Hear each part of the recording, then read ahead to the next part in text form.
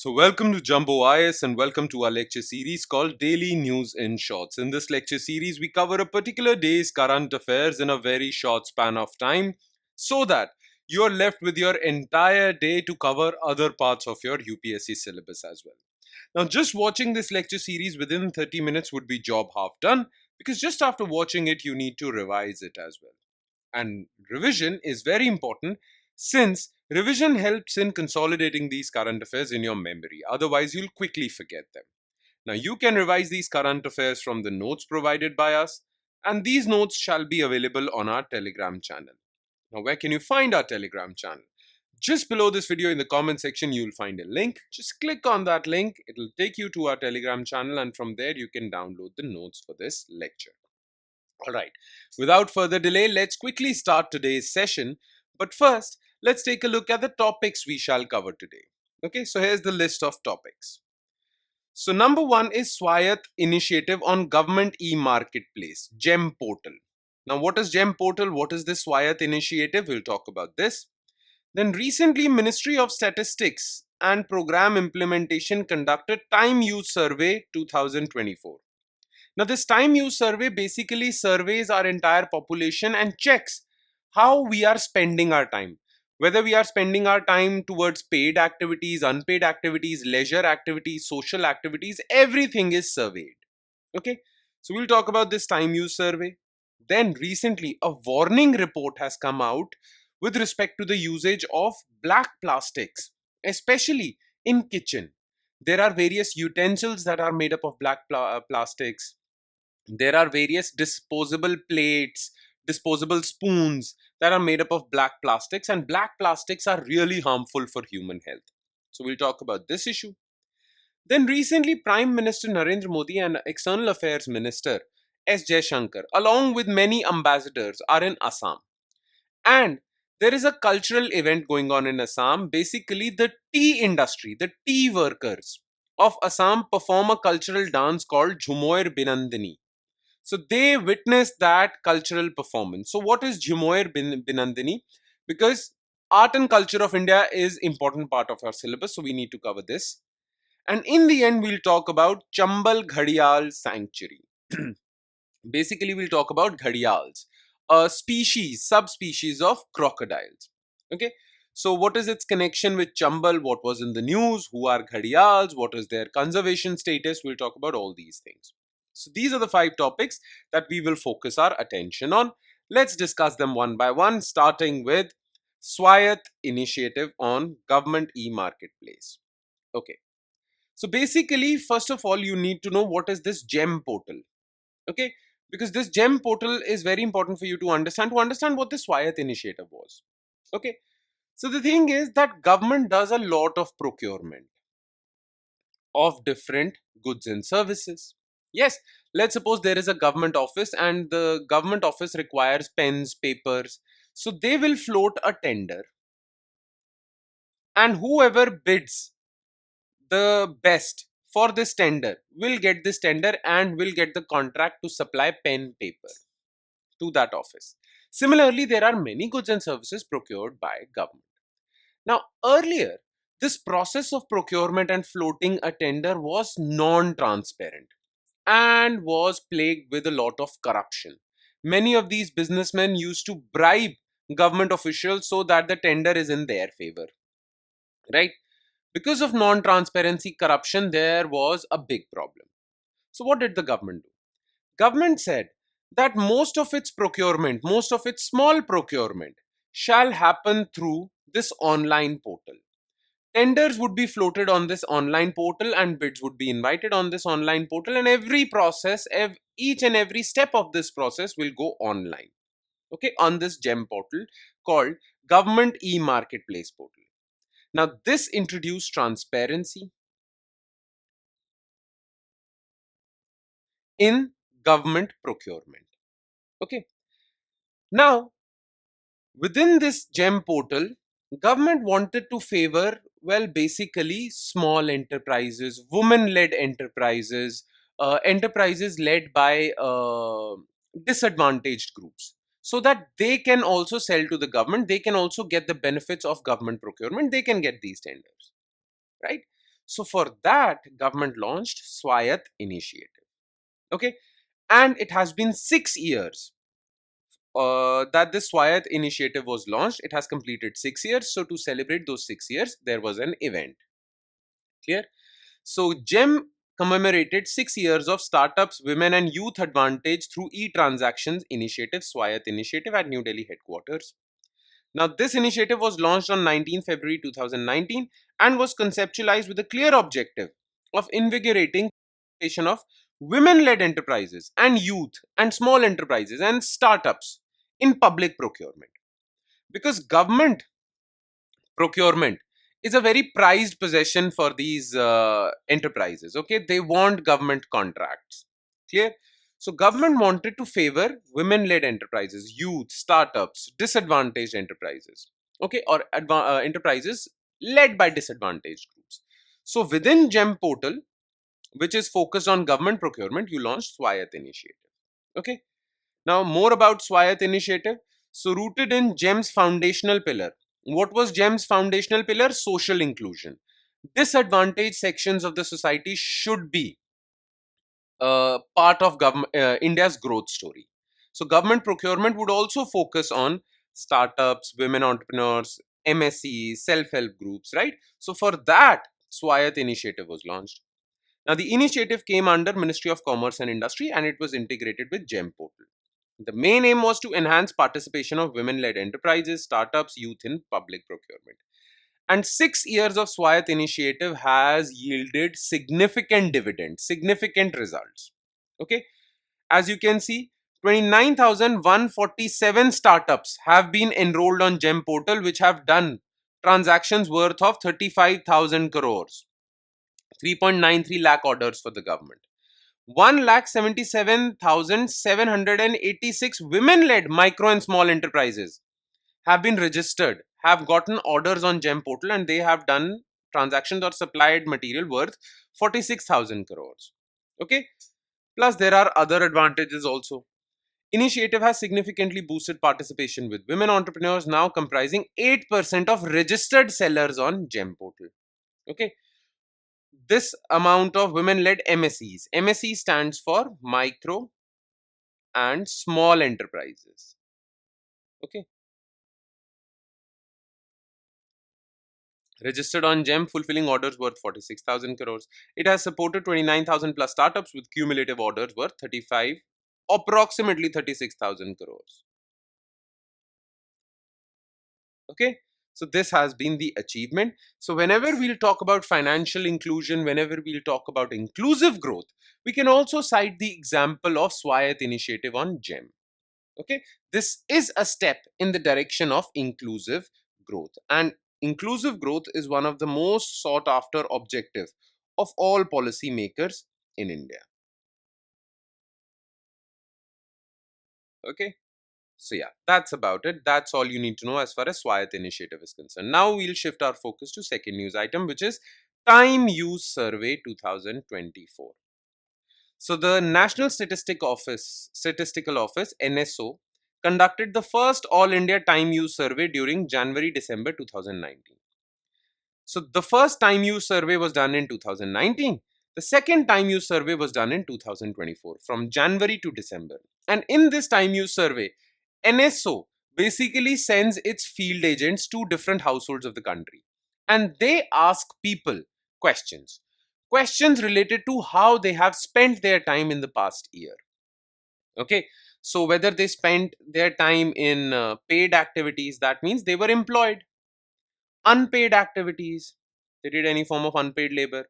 Social activities, leisure activities, entertainment, sports, and whatnot.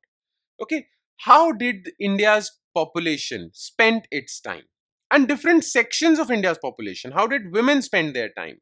Okay, how did socially disadvantaged sections spend their time? And spending time is important. Okay, whether it is for paid activities, unpaid activities, social, leisure, doesn't matter. Okay, now the results of this second time use survey have been released, and it has given some positive news items. One positive news item is that there has been an increase in women participation in employment related activities. So they are spending more time On employment related activities. Earlier, time spent by women was 21.8%, now 25%. That means more and more women are employed. Okay, women employment has increased and their time has also increased. So the biggest highlight of this survey has been rise in women participation in paid employment and caregiving activities. Okay, now you need to know some facts about time use survey. What is this time use survey basically? Okay, so it basically provides a framework for measuring time dispositions by the population. Okay, time disposition means that what percentage of their time is spent in what type of activities. Okay, paid activities, unpaid, social, leisure, what. Now, very few countries conduct this survey. India is among the few countries like Australia, Japan, Korea, New Zealand, USA, China that conduct national time use surveys, because conducting these surveys is very difficult. Okay, it is a mammoth exercise, so only very few countries have the capacity to do it. India is one of them. The primary objective of the survey is to measure the participation of men and women in paid and unpaid activities. All right, now what were the key highlights of this time use survey? Well, 75% of the male, 25% of the females in working age group participated in employment related activities. Okay. Such participation was 70.9% for males, 21.8% for females, but earlier it was even less for females. Okay. Now it has increased. Female participants in unpaid domestic services spent 315 minutes in 2019, which has come down to 305 minutes. So, look, because of patriarchy in India, females are expected to do domestic work, right? Which is unpaid also. Now, this is a social evil that we have to fight. Now, this fight has yielded some results. As per this time use survey, female participant in this age group spent 315 minutes on a daily basis on unpaid domestic services, okay, in 2019. This has been reduced to 305. So there is some improvement. Okay. 41% of the females were involved in caregiving activities. 24.6% of rural population participated in producing goods for own final use. That means they produce food for their own use. 89.3% of the children in this age bracket participated in learning activities. This is good news for schooling of children. Okay. So these were some positive news items that came out of this time use survey. Okay. But more importantly, what is important for you to remember is what is this time use survey and who conducts it? You know, NSO conducts it. All right. Now let's move on to third issue, which is a dangerous issue as far as health is concerned, and that is issue of black plastics. Black plastic is a type of plastic material often produced from recycled electronic waste like TVs, computers, and appliances. Now, it is used to produce kitchen appliances, kitchen utensils, spoons, plates, disposable plates, takeout containers, okay, takeaway containers from restaurants, packaging, toys, and whatnot. A recent study has found out that it contains toxic flame retardants, raising concerns over food contamination and health risks. Plus, these toxic contaminants are carcinogenic, which means they can cause cancer. And we are heavily exposed to these black plastics. So, something needs to be done because this study has signaled a warning sign, has given a warning sign. Okay. Now, more technical information about black plastics. Here it is. It is made from polypropylene, polystyrene, and polyethylene, which is used to make polythene. And it contains flame retardants and heavy metals like lead, mercury, and cadmium, which are poisonous. Okay. Now, how is it made? So, it is made from recycled electronic waste, like including banned toxic materials. Clear? Where it is used: kitchen utensils, housings for TV, like boxes for TV, cables, chargers, dashboards, interiors of the car, toys, cosmetics, packaging, furniture, and whatnot. Clear? Now, how are they harmful for us? Okay, health risks: contains neurotoxic heavy materials and carcinogenic compounds. Carcinogenic, cancer causing. Okay, food contamination, because food is served in these utensils, so heat exposure may cause these chemicals leaching into food. So what happens is when you heat these containers in which the food is being prepared, okay, if you put these containers in microwave oven, well, heating makes these chemicals come out of that plastic and enter your food. That is called leaching. This is problematic for you. And these plastics are very difficult to recycle. leading to the problem of plastic pollution and plastic waste. So these are the risks. Therefore, something needs to be done about this. All right. Okay. Now let's move forward to fourth news item, which is Jhumoir Binandini. So PM Modi, Union External Affairs Minister S. Shankar, and a number of foreign dignitaries are in the state to attend the Assam government's Advantage Assam 2.0 summit. At this summit, the largest ever Jhumoir Binandini performance was being done. Okay. In honor of Assam's oldest industry and the workers who made it flourish, over 8,600 women and men from the state's tea tribes performed their traditional Jhumoir dance in the presence of Prime Minister, okay, and ambassadors of 60 countries. Now, what is this Jhumoir Binandini dance? The thing is that, look, when the British came to India, they found that Assam has a good climate and has good, basically, it has ripe climatic conditions for establishing tea estates. But you need workers to work on these tea estates, right? Now, the British government got these workers from central Indian tribes, Santhals, Mundas, Bhils, okay? Central Indian tribes from Chhattisgarh, Jharkhand, Bihar, all these people were gathered and taken to these tea estates in Assam. So, Assam tea estates have a significant population which have their origins in central India, okay? Jharkhand, Bihar, Chhattisgarh, Odisha. Clear? Now, these people, these tea estate workers have their, I mean, they have created their own community with their own culture. And their culture has this very popular dance called Jhumoir Binandini. Okay. So it is a traditional folk dance performed primarily by Assam tea garden communities, performed by women in red and white saris, while men play instruments like dhol, cymbals, flutes. The dance is famous among Assam's tea tribe community, which includes Santhals, again coming from central India, Munda, Kuruk, Oraon, Khadiya tribes. Okay. The theme of their performance is basically the songs and the dance are basically around struggles and aspirations of tree tribe community. Plus, they were forcefully migrated from their homes to Assam. So their stories, in their living memory, they have songs which talk about this migration, the pain of migration, labor exploitation by the British, and resilience. Okay.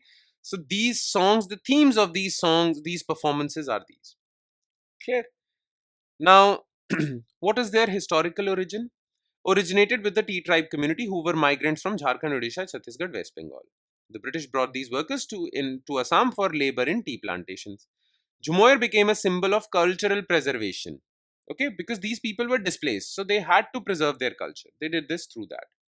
Now, the lyrics of these songs come from basically the languages spoken by Santhals, Mundas, Oraons, Khadiya tribes. Okay, Kurmali, Assamese language, say they borrow lyrics from Assamese language also, Khortha, Nagpuri language also.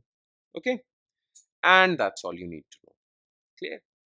And now we move on to our last news item, which is Chambal Gharial Sanctuary. So, Madhya Pradesh Chief Minister Mohan Yadav released 10 gharials, a critically endangered species, into Chambal River at the National Chambal Gharial Sanctuary in Morena. Now, Madhya Pradesh is a proud host of 80% of India's gharial population, which speaks volumes about Madhya Pradesh's conservation efforts regarding this critically endangered species. Gharials are critically endangered. Now, the thing is, the question is, who are gharials? Okay. So it is a freshwater crocodile belonging to Crocodidae family. The name gharial comes from Hindi word ghada, meaning pot or vessel, referring to bulbous snout tips of adult males. Okay, as you can see, these gharials, their snout, as you can see in this picture, their snout. At the tip of their snout, they have this inverted ghada-like shape. That's why they are called gharials. Ghada means a pot in Hindi language. And because these gharials are mostly found in these Hindi speaking areas, that is why, because of this pot like shape at the tip of its snout, which is called ghada in Hindi language, they were called gharials. Okay. Now, what is the spread of this? What are the range countries for this species? Okay. So the range spanned the rivers of Bangladesh, Bhutan, India, Myanmar, Nepal, Pakistan. Gharial reserves of India are located in three states: UP, MP, and Rajasthan. So, protected areas, wildlife sanctuaries dedicated for gharials are only found in UP, MP, Rajasthan. Okay. Majority of the population is found in three tributaries of Ganga River: Chambal, Girva rivers in India, and Rapti Narayani rivers, which join Ganga River from Nepal. Okay. Gharials are mostly found in these three rivers.